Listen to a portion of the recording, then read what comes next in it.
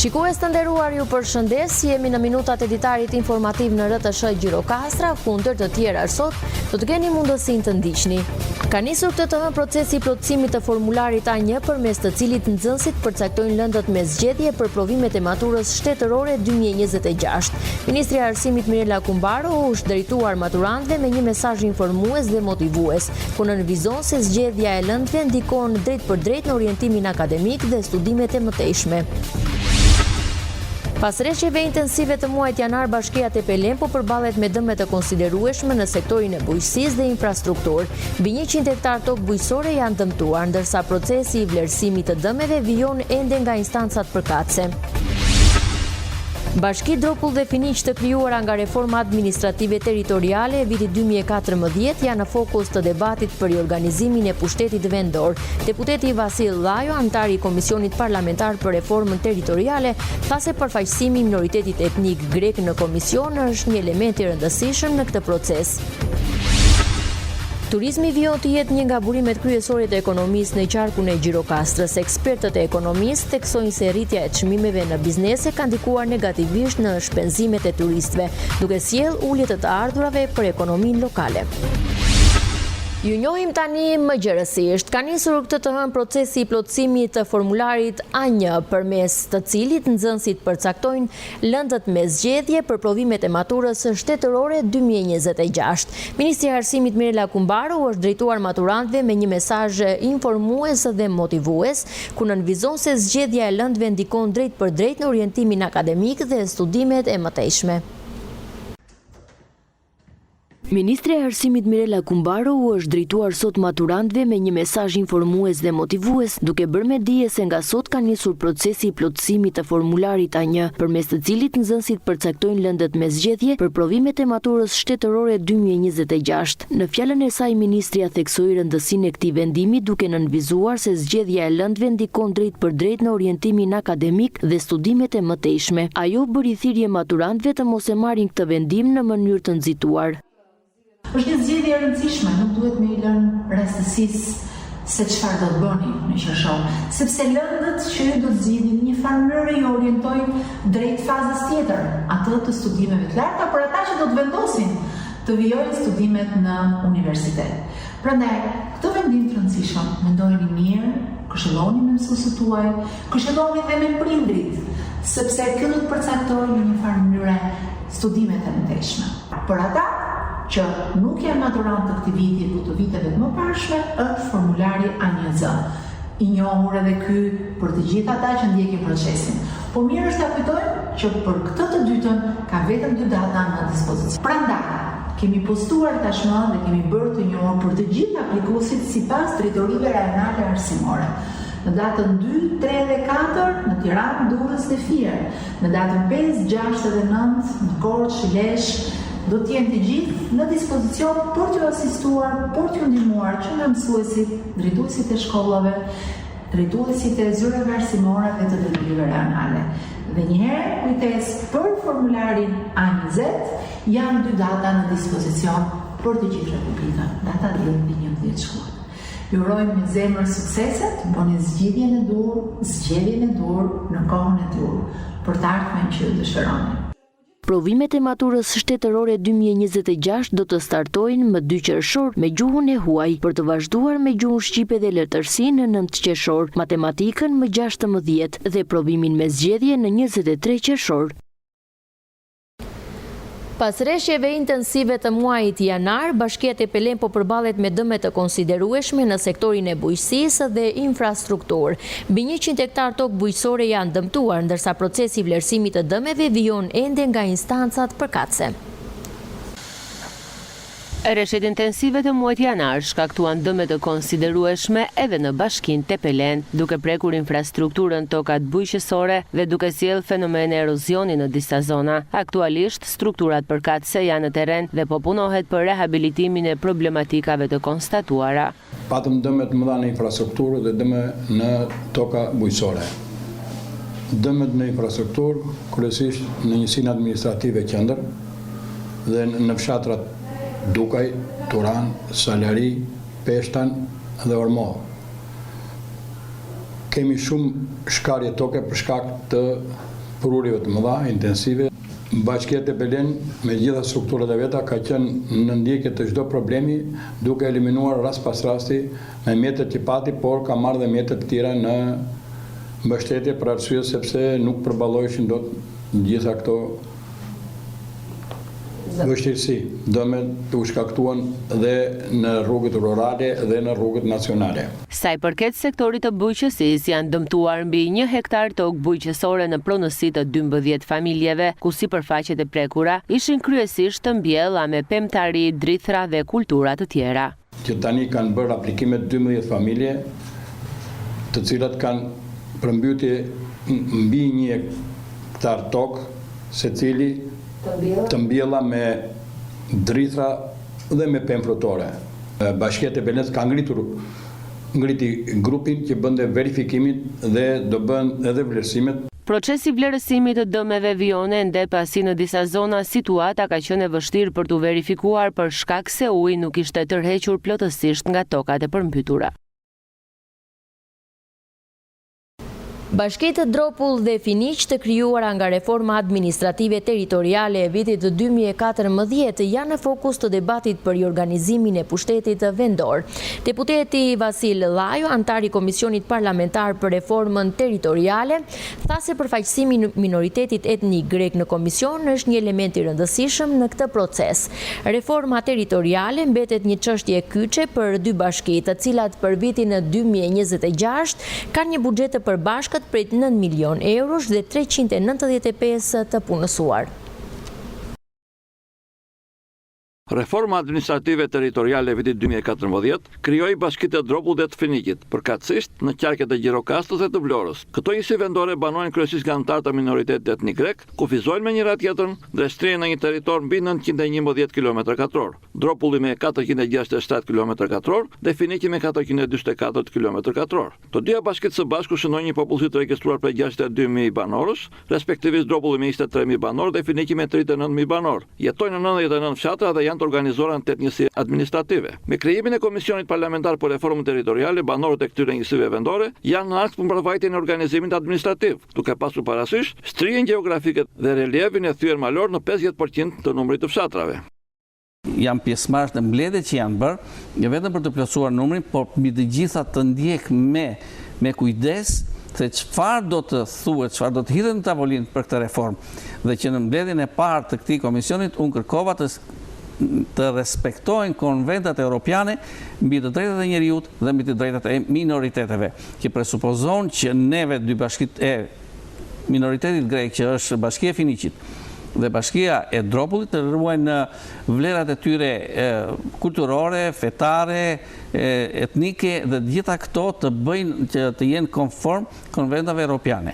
Dhe mendoj që dhe kam besimin që këto vlera do të ruhen, por akoma nuk kemi një projekt ligj mbi tavolinë, do të vi së shpejti, mendohet që deri në fund korrikut ky ligj do të kalojë në parlament, pra do ta kemi më përpara dhe do të bëhet diskutimi dhe me grupet e interesit, në të cilat unë do të jem një nga ata që do ta marr këtë dhe ta përçoj në grupet e interesit në zonat tona, me qëllim që ne të mos të ruajmë vlerat tona dhe pse jo dhe të përfitojmë ose të nashtojmë vlerat të tjera me këtë projekt ligj, i cili po ju a them do të kaloj deri në fund të korrikut, me qëllim që zgjedhjet e ardhshme të lokale, të bashkiake në 2027, që do të bëhen në muajin prill ose maj, të bëhen mbi këtë dhe do të shkush që do të bëhen mbi këtë ligj që do të aprovohet nga parlamenti.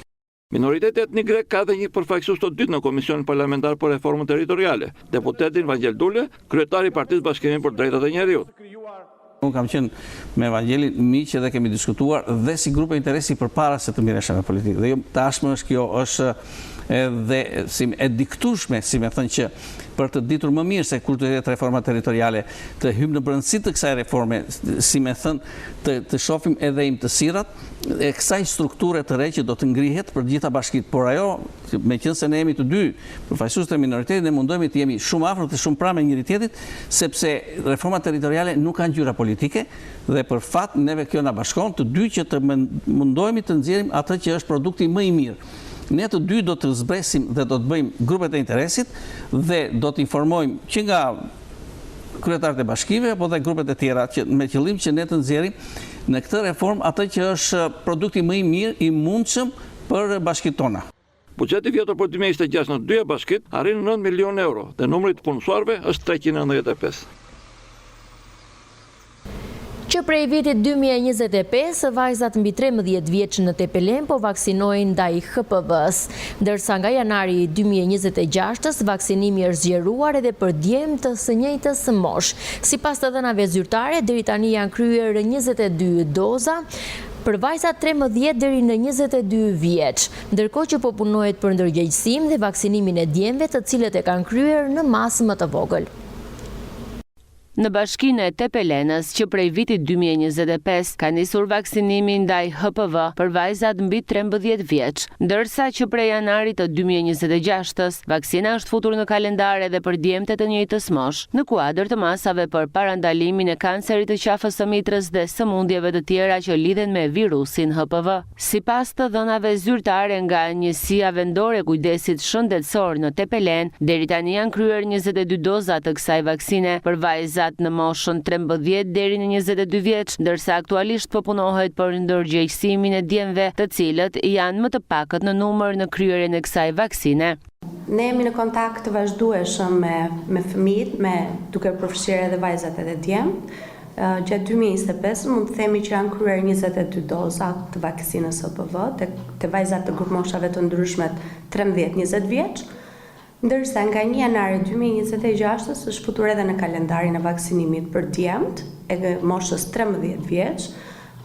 Mund të themi që ne si specialistë të promocionit kemi kryer fushata të ndryshme në shkolla të ndryshme për të bërë një promocion shëndetësor dhe për të njohur më tepër rreth kësaj vaksine. Vaksina HPV, sipas specialistëve, rekomandohet të kryhet në moshë të re për të garantuar efektivitet maksimal dhe për të ulur rrezikun e infeksioneve në të ardhmen. Mund të themi që benefiti ka qenë pozitiv, mund të themi që kanë shprehur interes për këtë vaksinë, duke ditur se cilat janë shenjat, çfarë efektesh kanë, çfarë benefitesh ka. Ajo që vlen për të përmendur, duke qenë se është risi dhe për djemt, është që e kanë kryer në masë shumë të vogël, mund të themi disa djem, nuk mund të specifikoj dot me numër, por di që interesi është i lartë, duke qenë se edhe vajzat e klasës së tyre, grup moshatarët e tyre, e kanë kryer në gjendje të lirë, pa u ndikuar, duke qenë se dhe ne bëjmë një promocion së bashku me mjekën tonë. Autoritetet shëndetësore në Tepelen bëjnë thirrje që prindrit të sjellin fëmijët e tyre për vaksinim dhe të informohen mbi rëndësinë e kësaj vaksine si një hap të domosdoshëm për mbrojtjen e shëndetit të brezit të ri. Kanceri kolorektal po shfaqet gjithnjë më shpesh edhe tek moshat nën 50 vjeç, ndërsa në Shqipëri rastet janë dyfishuar në 10 vitet e fundit. Profesore Anton Bollani thot se stili jetesës sedentare dhe predispozita gjenetike janë faktorët kryesor, ndërsa shton se check-upi ka ndihmuar në diagnostifikimin më të hershëm. Kanceri i zorrës së trashtë është tani shkaku kryesor i vdekjes nga kanceri tek njerëzit nën 50 vjeç. Studimi më i fundit i botuar nga revista prestigjioze e Shoqatës Amerikane Mjekësore tregon se shkalla e vdekjeve nga sëmundje tumorale ka rënë me 44% që nga viti 90, por vetëm vdekjet nga ky kancer janë rritur. Edhe në Shqipëri sëmundshmëria nga kanceri i zorrës së trashtë është dyfishuar në 10 vitet e fundit sipas shifrave zyrtare.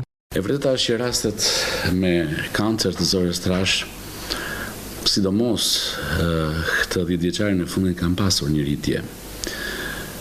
Ka dhe raste që preken moshat e reja, kuptohet piku që preket më shumë është rreth moshës 50 vjeç e lartë. Por nuk përjashtohen dhe moshat e reja që preken me kancer të zorrës së trashtë. Vinë pacient dhe në moshë 40 vjeçare me kancer. Kuptohet nuk janë të shpeshtë. Profesor Anton Bollano, pranë shërbimit të kirurgjisë digestive në QSUT, thot për RTSH se ushqimet, hormonet, stili jetesës dhe predispozita gjenetike akuzohen si shkaktar kryesor. Da të akuzohet për shembull mishi kuq si shkaktar, alkooli, duani, diabeti, jeta sedentare, obeziteti, kryesisht pacientët që vuajnë me sëmundje inflamatore të zorrës, të kolorit të zorrës trashtë, kolit ulqeroz dhe morbus Crohn, që themi ne. Këta lloj pacientësh janë më të predispozuar që me kalimin e kohës të shfaqet sëmundja kanceroze. Profesori thotë se përgjithsisht rastet nuk vinë në stadet e avancuara. Check-upi ka rritur shumë referimet e hershme. Ku brenda check-upit ka feçe gjakokult, atëherë pacienti të vjen më herët në qoftë se, domethënë, ekzaminimi del pozitiv. Por kur duhet të shqetësohemi nëse jemi ose jo në kushtet e një kontrolli urgjent tek mjeku? Ndryshimin e defekimit, njëherë konstipacion, njëherë diare, ose diarea mëngjesore është shumë e rëndësishme. Defekimi me gjak të denatyruar pa shumë i rëndësishëm. Defekimi me mukus është shumë i rëndësishëm.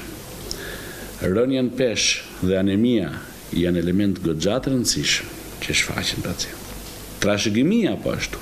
Gati 18% e polipeve e një tipi polipi të zorës trash të kolonit me kalimin e kohës degeneron në kancer. Dhe pacientët që kanë trashëgimi shumë e rëndësishme të ndiqen me kolonoskopi. Në klinikën e kirurgjisë digestive operacionet janë trajtuar sipas protokolleve dhe standardeve. Është një klinikë kirurgjikale elit sot në trajtimin e kancerit të zorës trash. Klinika universitare sot ka gjitha ekzaminimet e mundshme, domethënë si shikoni gjitha dhe moderne ekzaminimet. Dhe të gjitha këto ndikojnë jo vetëm në rritjen e mundësisë së diagnostikimit të hershëm dhe shpejt, por dhe në trajtim shumë herë më të mirë të këtyre pacientëve. Protokollin depistues kombëtar profesor Bollano i quan çështje të politikbërzve, por referuar studimeve, ai sugjeron kolonoskopi që në moshën 45 vjeç. Një studim i para 6 muajsh ku thuhet çdo pacient i cili ka një nga shenjat që mund të jenë çrregullime të defekimit, defekim me gjak të denatyruar, trashëgimi patologjit kolonit, duhet të plotësohet me kolonoskopi. Në Shqipëri, kolonoskopia rekomandohet çdo 10 vjet, ndërsa feçe gjak okult dhe imunohistokimia çdo 2 vjet. Turizmi vijon të jetë një ndër burimet kryesor të ekonomisë në qarkun e Gjirokastrës. Ekspertët e ekonomisë theksojnë se rritja e çmimeve në biznese ka ndikuar negativisht në shpenzimet e turistëve, duke sjellë ulje të ardhurave për ekonominë lokale. Edhe gjatë vitit 2025, turizmi ishte një nga degët kryesore të ekonomisë shqiptare. Ai ka dhënë një ndikim të rëndësishëm jo vetëm në nivel kombëtar, por edhe në qarqe të veçanta të vendit. Një ndër zonat ku turizmi ka pasur peshë të madhe ekonomike është qarku i Gjirokastrës. Megjithatë, sipas ekspertëve të ekonomisë, rritja e lartë e çmimeve në biznese ka ndikuar negativisht në sektorin e turizmit. Kjo situatë ka sjellë një ulje të ardhurave nga turizmi, duke reflektuar drejt për drejt edhe në ekonominë lokale. Në Gjirokastër, për hir të së vërtetës, çmimet janë të larta. Dhe kjo ka bërë pastaj që zvoglimi i të ardhurave nga turizmi të zvogloj në përgjithësi dhe të ardhurat e ekonomisë së qytetit të Gjirokastrës. Pasi e kemi thënë shpesh që nga turizmi nuk përfitojnë vetëm individët që merren me turizmin, por nëse ky turizëm është i formalizuar, përfiton dhe shteti. Nëpërmjet taksave që ai merr nga këto biznese, ofron shërbimet e veta pastaj si për bizneset që merren me turizmin, ashtu dhe për dhe për individët apo kategoritë e tjera që nuk merren me turizëm. Ekspertët theksojnë se zhvillimi i një turizmi gjithvjetor do të ishte një zgjidhje për rritjen e qëndrueshme të ardhurave në qark. Kjo është veçanërisht e rëndësishme pasi një pjesë e madhe e banorëve të zonës merren drejt për drejt ose tërthorazi me turizmin, duke e bërë këtë sektor kyç për ekonominë lokale. Nëse ne harim të kemi një turizëm gjithvjetor, kjo përkthehet automatikisht në rritje të ardhurave për qytetin e Gjirokastrës dhe për qarkun dhe për rajonin në përgjithësi, sepse në fund të fundit është një pjesë e konsiderueshme e individëve që merren me turizëm, por thash edhe një herë kërkon politika të studiuara, kërkon mirëkuptim nga të gjitha palët në mënyrë që të funksionojë diçka normalisht, duhet të gjitha palët të jenë në unitet me njëra tjetrën, pra të jenë në funksion të njëra tjetrës. Për të siguruar zhvillim të qëndrueshëm, autoritetet dhe bizneset lokale po punojnë për të mbështetur turizmin gjatë gjithë vitit, duke rritur të ardhurat për komunitetin dhe duke forcuar pozicionin e Gjirokastrës si një destinacion i njohur turistik. Gjithnjë më shumë të rinj po i rikthehen mjekësisë tradicionale duke kombinuar atë me njohuri të bashkohore të shëndetit. Rasti i fizioterapistit Ibrahim Xhepmetaj në Gjirokastër tregon se interesimi për metoda si kupat e njoma nuk është më thjesht praktike së shkuarës, por edhe pjesë e qasjes moderne ndaj mirëqenies. Ibrahim Xhepmetaj nga Burreli është fizioterapisti me një eksperiencë 5 vjeçare i cili ka zgjedhur të praktikojë tek pacientët alternativen e trajtimit me kupa të njoma. Ai tregon arsye pse vendosi të zgjedh Gjirokastrën për të punuar dhe jetuar. Unë kam kryer stazhin në Spitalin Rajonal Gjirokastrës, më pas ka qenë ajo dëshira, e kam gjetë veten këtu në Gjirokastër, me puna, më thënë, si thua, nuk kisha ndonjë arsye për të larguar pastaj, sepse vetë duke u përshtatur me qytetin, paktën ato vlera që unë i përfaqësoj në aspektin individual, ato që kam trashëguar nga familja, unë e gjeja veten goxha mirë në Gjirokastër. Tu kam gjetë kulturën, respektin, atë qetësinë që çdo njeri e don.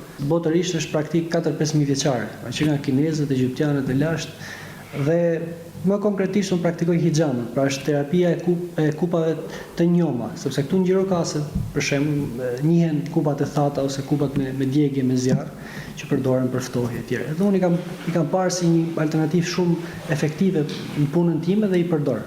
Kjo metodë trajtimi e përdorur që në lashtësi sjell efekte pozitive në trajtimin e një sëmundjesh, thekson Xhepmetaj. Kjo lloj terapie ka një gamë të gjerë veprimi, sepse është shumë biologjike dhe fiziologjike si terapi, vepron, do të thënë, duke stimuluar sistemin e qarkullimit të gjakut dhe sistemin imunologjik edhe nervor. Edhe vetë gjaku është int, pra dhe plakët, pra qelizat e gjakut rinovohen, paktën qelizat e kuqes çdo 120 ditë, edhe ka zona caktuara të trupit ku ka qarkullim më dobët që ato ngelen, dhe trupi shpeshherë ka të pamundur që t'i nxjerrë jashtë, dhe këto kthehen në burim sëmundjes dhe infeksionesh që rezultojnë pastaj në shqetësime të caktuara. Janë disa pyetje gjenerale që i bëhen, sepse ka për shembull problematika caktuara shëndetësore, ata që kanë probleme serioze të zemrës, ose dikush që ka probleme me diabetin e tipit 2, shumë që ka probleme me piksin e gjakut, sepse duke qenë se bëhen me gërvishtje, pra janë disa kategori që shmangen, ose për shembull gratë gjatë shtatzanisë, ose kur janë lehona, pra nuk bëhet. Dhe sigurisht ka edhe kushtet higjienike që janë kuptohet bazike, nuk është se pranë vetvete ka risk për infeksione sepse janë gërvishtje minimale, por sidoqoftë zbatohen ato protokollet e përgjithshme mjekësore.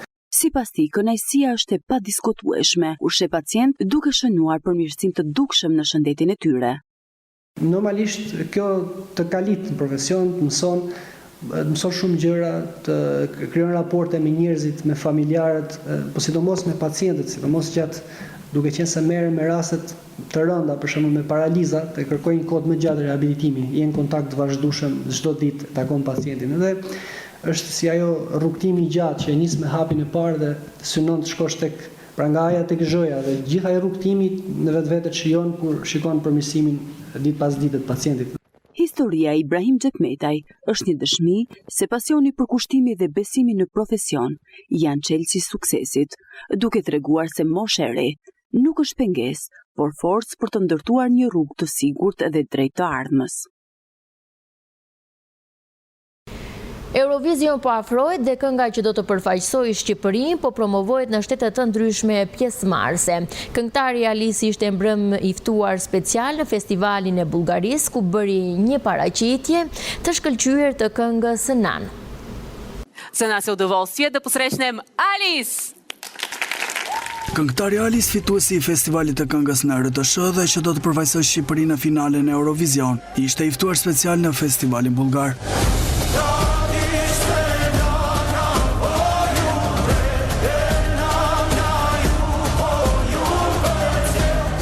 Mbrëmjen e 30 janarit, Bullgaria zgjodhi këngën fituese, por duart trokitje të shumta mori edhe kënga Nan e performuar nga Alis. I'm Alice from Albania. Performanca e Alis është njëkohësisht edhe një prezantim i këngës shqiptare me publikun bullgar, që mund të luajë rol të rëndësishëm në votimin e netëve të Eurosong, që këtë vit do të mbahet në Vjenë.